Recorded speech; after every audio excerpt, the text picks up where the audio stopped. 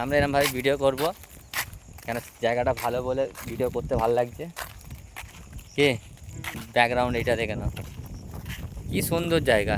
এই দেখো, এই দেখো একটা বাইক রয়েছে, আর দেখো একটা দল রয়েছে, ওরা কিছু ঘুরতে এসেছে, ওরাও মানে কিছু বুঝতে পারবে।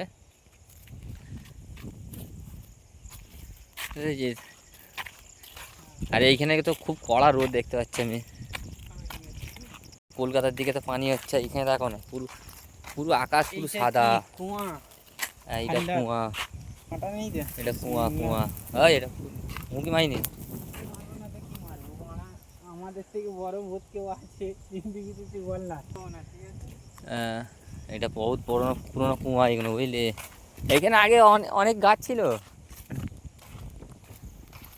খালি মুখ কড়াই গাছ, ছোটবেলায় খেলা খেলছি।